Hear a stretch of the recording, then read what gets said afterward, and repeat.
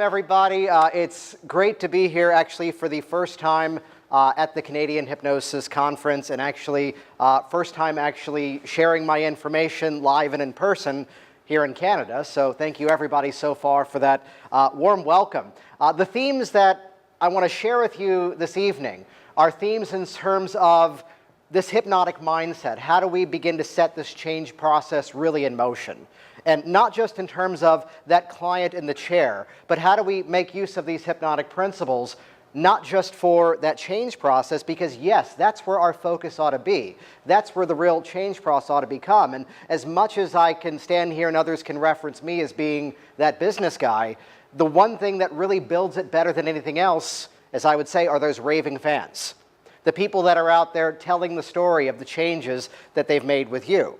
So it's where there is no amount of, and I can comfortably say this, there's no amount of Facebook marketing, there's no amount of social media strategy, no amount of this or that that's going to be just as powerful as that person out there in your community talking about the outstanding results that they've had with you. That's where the focus ought to be. The phrase in business, anybody could sell something once. Once. Though to actually have that momentum where here's the person coming in by way of something you've done with your business. Here's the person coming in, and it's where in business networking we would talk about the different tiers, where here's this one that then referred that one, that then referred that one, that then referred that one, and the spirals just begin to continue. And I can even track clients back nowadays to people who came into my Virginia hypnosis office when I opened that up nearly about 10 years ago. So again, as much as we can talk business, everything you've heard this evening in terms of getting out there and doing that quality work. Though briefly to think about in terms of how we talk about the change process, I have to stand on the shoulders of giants and reference one of the greats that we would talk about from Dave Ellman, the definition of hypnosis being that bypassing of the critical faculties of the conscious mind and the acceptance of selectable thinking in the subconscious mind, which we all are smiling and nodding, going, yes, I've read that green book too. But the hell does it mean, though? It's that automatic response. That's what we ought to be going for. It's that moment where they're stepping into that change as if it's a thing they've already done, which I'll share with you a little nuance on this as we really explore this. And it's a little nuance in terms of the feedback we would get from a client. It's a place where you as the practitioner, yes, you are that agent of change. Yes, you are that person who is there helping them to facilitate this thing. But the more that you are pulling yourself out of that experience and they are empowering themselves, that's where the process ought to be. So it's where, let's take a simple example. Here's a client who is coming into your office and the goal is they want to motivate exercise. And it's where we might think in terms of, I'm going to teach them a hypnotic strategy that's going to motivate them. And we can do that. That's valid. You absolutely should do that. Though the framework that I'd present to you is the mindset of mission impossible. This message will self-destruct. Not from the mindset that eventually this technique is going to stop working. No, it's that as you've used this strategy, this automatic response now becomes that automatic response. And the more you find yourself doing that thing, the less you're going to need that technique. So it's where along the way, I'm telling my clients even as early as the very first phone call, my goal is to look at you throughout our process and smile at you and say, professionally speaking, I hope to never see you again. And that's a positive phrase. Though, of course, if there's value in additional work, that's an option. Give me a call, shoot me an email, you know how to find me. And it's from that mindset, it's that element of the client has their experience. We're a part of that experience too, yet there's this beautiful level of transparency that if you bring to it, that phrasing of, I'm here to help you, but the goal is to take off those training wheels because they can ride that bicycle for themselves. They know how to do that for themselves. So it's where it's a red flag to me in terms of that change process. You're in front of me next week and you're going, this is fantastic. I've been to the gym 4 times this week. It was so easy. This is great.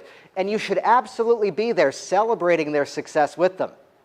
Though at the same time, think about this. As I look around the room, this is a fair statement. You all remembered to put on clothing before going outdoors today.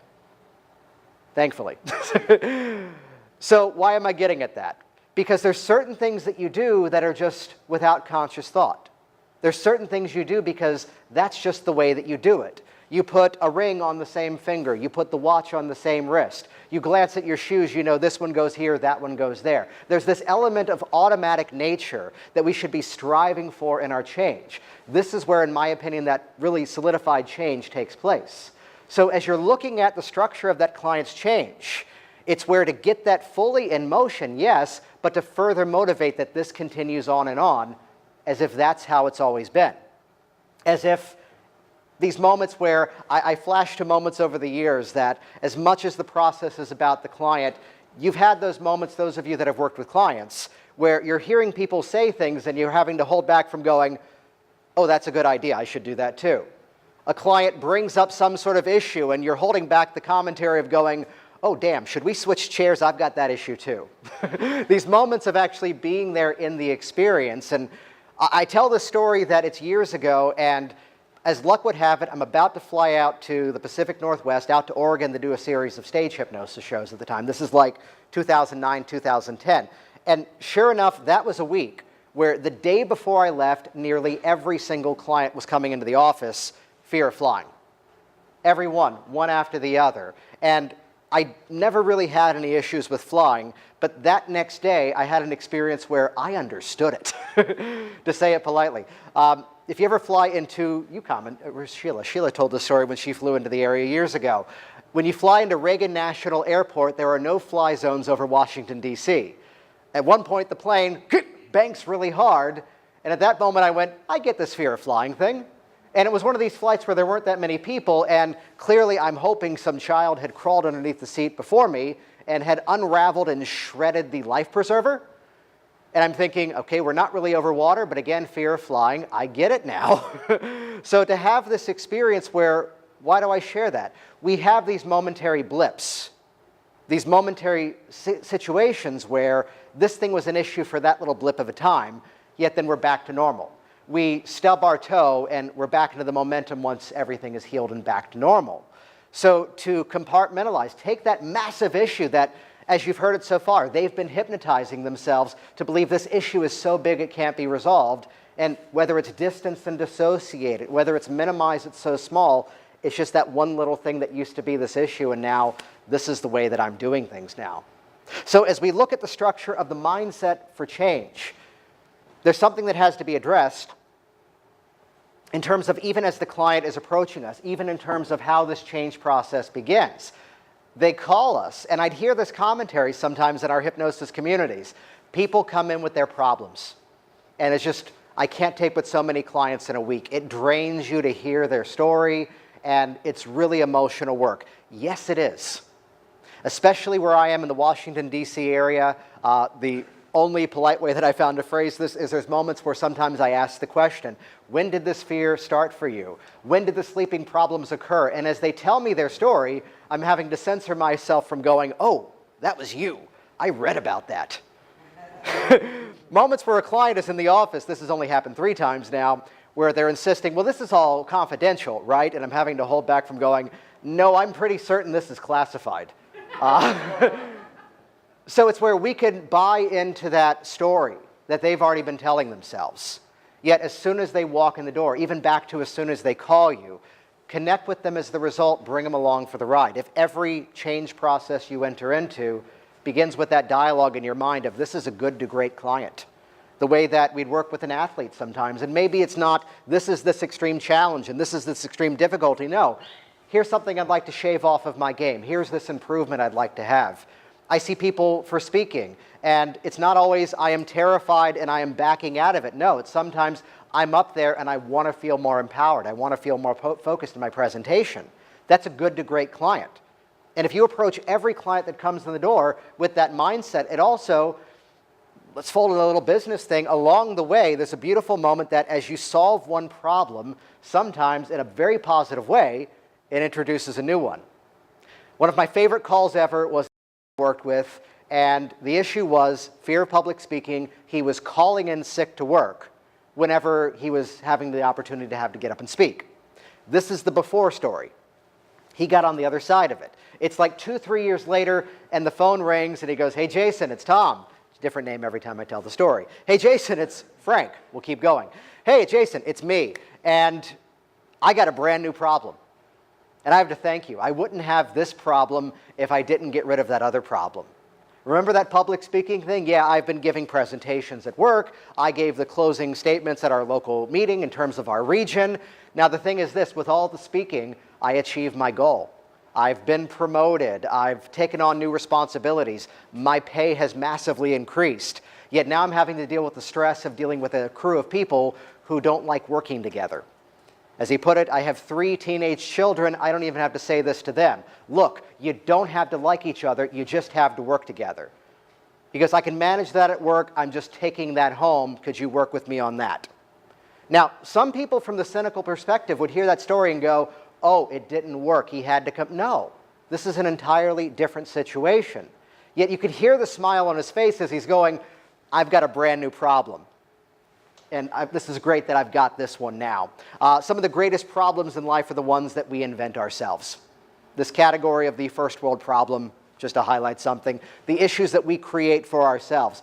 I've been telling a brief anecdote of having to fight with my cell phone provider because they told me I'd have service here, and as soon as I checked my email once, here's my text message going, you've racked up $250 in international charges.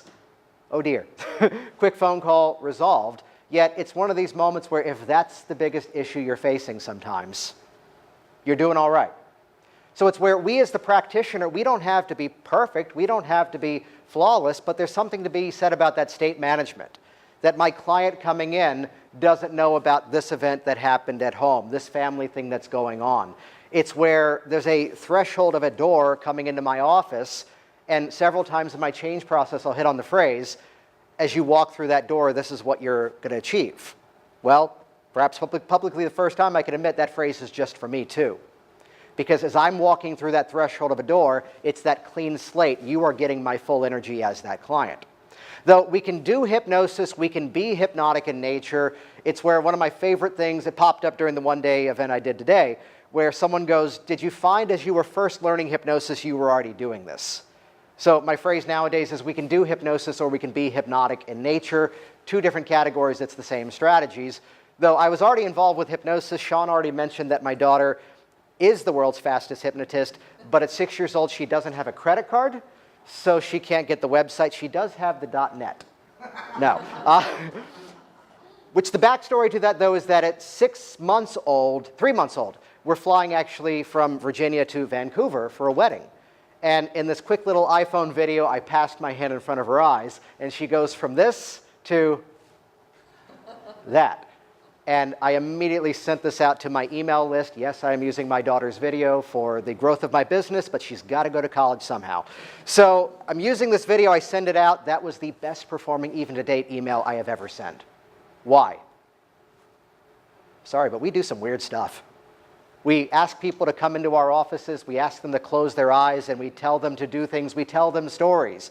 We put on these blindfolds and we put on bird sound effects. Some of this is kind of weird when suddenly here's the guy sending a video doing something funny with his daughter. The phone rang off the hook. You know, it's the old line in politics, there'd be the phrase of, oh, I can have a beer with that guy. Oh, this is someone human. So, and later on, there's us in the back of the minivan, and she's going, Daddy, 1, 2, 3, seat. Wake up. She said wake up. We're not supposed to say wake up, but she was 4. We'll let her go. So she's 2 years old at the time of this story, and she had just got a little bit better skilled at going up and down the stairs really, really quickly. And I hear her scampering up the stairs, getting a toy, coming right back down, up the stairs, coming back down. And I'm just calling out this moment, and suddenly, thud. Wah! She's crying.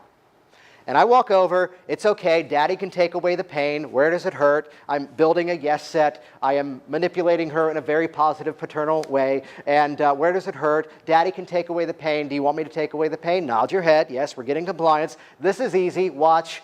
Look, I have it now. It's in my hand.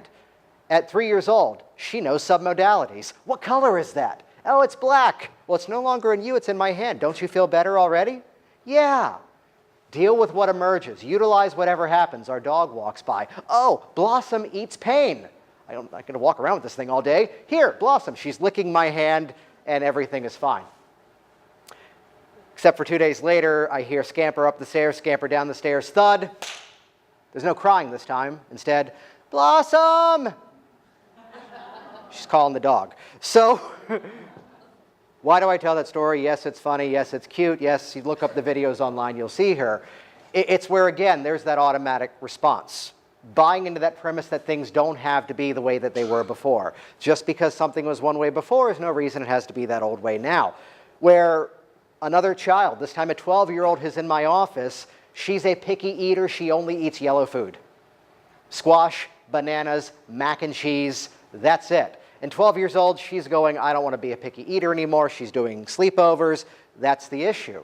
She herself, at 12 years old, is going, I need a hypnotist to solve this. Mom's calling me going, hey, I don't even know if this is something you do, but she's convinced. Could you do that with her? We'll pay you either way. And I'm having to go, this is something we do all the time. Come on in. She got the change, but this is where the gears began to turn, where mom's now going, hey, you got her to like food more, right? Could you do the opposite for me? Would that work? So again, this mindset of if we can go in, we can go out, to change the process, see them where they are, help them to get to where they'd want to be, which we can build some magical moments inside of our process. Yes, aim for that massive change at the end, aim for that massive shift at the end, but sometimes just that little bit of a foot in the door. There is a magic trick I do every day in my office, and it's simply bringing their awareness to the clock ticking on the wall. That thing's been there all day. You've been sitting here for 45 minutes, and only now you're hearing it for the first time. To get that little bit of a foot in the door that, oh, I'm noticing things differently. We know some of the science that if someone's quit smoking, it's like 2 weeks later, their lung capacity is like 30% more. Yet it's where even upon the emergence, the simple suggestion, as if you can already feel yourself breathing more easily now. And you can watch them and actually calibrate. They're noticing something is different. They're getting that buy-in in that exact moment, even before the process has emerged. Add these magic moments in, as if you can feel your taste buds reprogramming. And again, observe them, get them into that deep state, get the work in place. And to scan your body and notice what's different now. And as much as we as the hypnotist could have all the clever words, taken all the trainings, just to be silent and let them have that change process for themselves in that moment. Now, this has all been about the process in terms of change for the client. Let's spend a couple of moments and talk about the mindset in terms of your own business, in terms of how do we take these same principles, because as much as I go to hypnosis conventions, I go to marketing conventions. And honestly, we're all having the same dialogue. Guide people towards the more empowered result, provide that value. It's the same dialogue no matter what we're doing. So this is a bit of dialogue I've had to do less and less these years of it's honorable to be successful. It's okay to be really successful at what you do for one good reason. The more we're all successful, the more we're all successful. If we're practicing within this bubble of thinking only I can do this, only if they come to me, only if they're using this modality of change, let's get rid of that virus. Instead, the more we're all successful, the more we're all successful. Where sometimes there's that moment we don't get back to a client soon enough, they book someone else. Well, you're going to have a fantastic experience. They do great work. Tell them I said hi. Rather than trying to swipe out from the other. Where, again, we all win with that dialogue. We all succeed within that dialogue. There's an element of transparency. There's an element of bringing yourself into it as much as we can become invisible within it. Years ago, I'm hosting regular meetups, and I look at it's the same audience every week. And that's great, yet I decided to branch out to a bigger audience, which has now become what I've playfully make fun of and proudly share is a media empire now of the Work Smart Hypnosis podcast. It's a program that goes out every single Thursday. There's new interviews, there's teaching moments, business advice. It's now been downloaded more than 175,000 times all around the world, featuring outstanding guests, many of which are here in this room, and many others I'll be scheduling with in times of scheduling. There's a benefit of that program. This has already happened here this night. And this is not a story of look how awesome I am, look at what I've done, because anybody could do the things that I've done. It's where I've already had people coming up to me. This is my first time teaching in this country. And people are going, oh, I listen to you all the time. I've been interacting with you. I listen to you at the gym. I listen to you while I'm driving. They already know me. They're already interacting with me. So it's where, in terms of the business, yes, serve your client. Yes, hold that mirror up to them. And at the same time, they've got to build that rapport with you. Otherwise, they're not coming in. So it's where here I am, the video with my daughter. Here I am sharing a very personal story at times on the podcast. There I am in front of the video camera talking about something. It's that element of we can build rapport in a way that oftentimes by sharing that vulnerability, it suddenly becomes this real human moment, and there's a bond, there's a connection, and yes, as you've heard so far this evening, we're all in this together. Let's all guide there together. Which changes the dynamic that as much as I can be branded as the business guy, I don't advertise. I don't market. No, the mindset is campaigning, because it's that mindset of continuing that relationship. We know that Starbucks sells coffee. They still remind us they sell coffee. We know that these airlines fly planes. They still remind us they fly planes. And it's where to continue that dialogue, to share that relationship, to provide value, to provide real interesting content. And by doing that, now we've got a relationship, and this is how you become that go-to expert. There's also something to be said about dedication briefly. One of the best phrases I ever heard was that nothing is worth doing unless you're going to give it at least 2 full years. Where too often I find the dabbler, the person who's just kind of dipping their toes in. And it's something to be said about if this is what you want to do, especially those that are new to it. As I signed my lease on my first office, big scary lease, I'm going to make this happen. And I did. Rather than, well, we'll see if anyone wants to come see me the first year. Now, that, of course, is not the right strategy for everybody to sign the big scary lease, yet that motivated me. It's where to define your own strategies. I'm amused by using negative language very empowering, where here was something I wanted to learn. Here was something that I wanted to become good at. And the mindset became, if I'm going to become world-class at that thing, I'm going to modify with another word, I need to become appropriately obsessed with it. I threw in that little nudge of appropriate so that way it wasn't too creepy. I need to become respectfully obsessed with this idea. And for that to become the mindset, it's where as much as I'm here, I'll be in workshops as well. We all come to conventions to learn. Seriously, get out there and learn. So it's where we can bring this all back to ourselves. We've talked about our clients, we've talked about our business, bring it back to you. Because for you to have your own story, whether you share it or not, it's where there's this little element of you in the process no matter how you do it. So it's the power of the prestige suggestion. This is something we'd often look at as being a bad thing, that the coach looks at the athlete and says, well, you're smaller in frame, you're always going to be weaker than everybody else, and that sticks. As the hypnotist, as way of our hypnotic process, we are facilitating that moment to create that prestige suggestion, and what we say sticks. So aim for the result. Thank you so much for the dialogue in terms of connect with them with what they hired you for. That's where the process ought to begin. So it's the experience of, again, being there in the moment with your client, listening to what's going on. That's where the process takes shape. So do we wait for the turning point to happen for the client, or do we facilitate it? Well, there are people who create all the changes that we are experts at creating on their own every single time. So it's where, yes, you are there as part of that turning point. And to be there in that experience, as well as that vulnerability within yourself around, we're going there together. I'm sharing this success with you, and this is that turning point where you're going to make that happen. So it's where to observe yourself. We don't have to be perfect, but then again, we can become our own amazing success stories. It's about 4 years ago, and my son, Max, at the time was 6 months old. Actually, more than that. This is like 4 months, 4 years, couple of months. And at the time, I'm carrying him up the stairs a couple of years ago, and I'm out of breath. At the time, I was like 40 pounds heavier. I kept spraining my back. I kept getting hurt. I was just weak, and I was clumsy on top of that. And it's where eventually I'd been to all these doctors playing this game of, what's wrong with my back? What's wrong with my back? No one could find anything.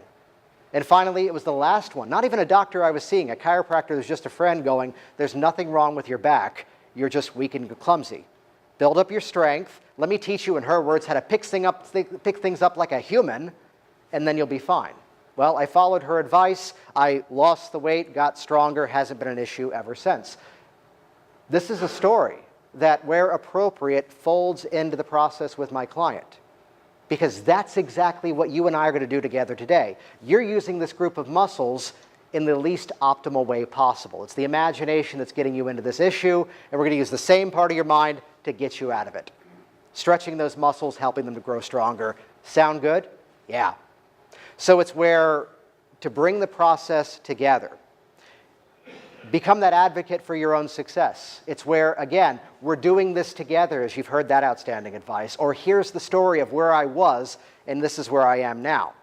So it's to take this moment, as you observe what you do, share in their success, empower their change, though at the same time, employ these same hypnotic mindsets back to yourself.